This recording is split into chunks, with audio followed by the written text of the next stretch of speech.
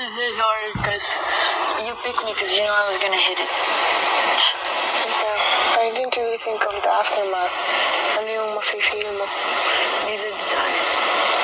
I mean, I already thought of it before it, but when I was on there, like I was on the spot.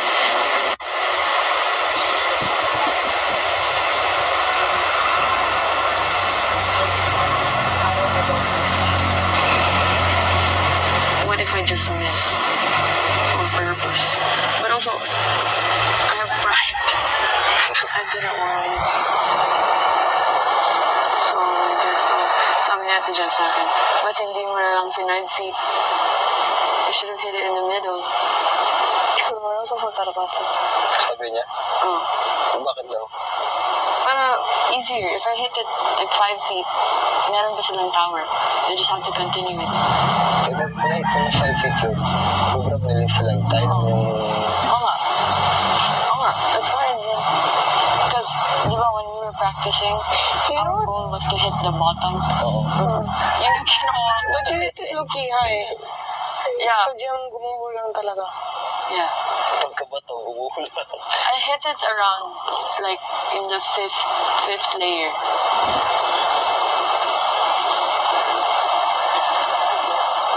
So I thought it was gonna bounce. Talaga. Yeah. Pagkabato, umuhula. I hit it around, like, in the fifth layer.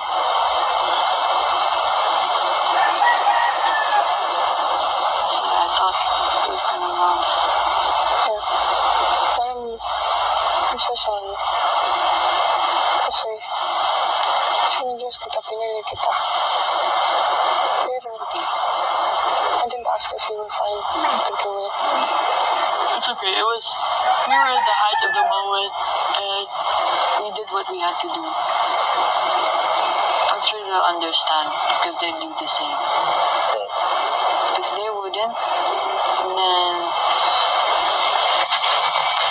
wouldn't that just be failing everyone?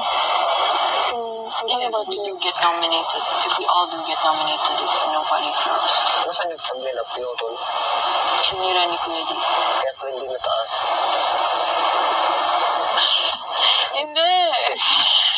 He broke it after. Aliw.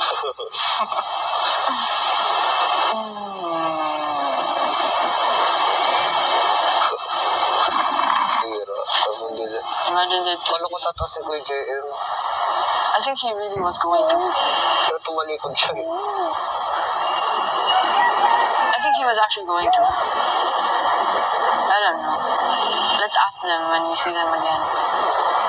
But also, I don't think we should be talking about it right now. It would be nice to talk about it right now.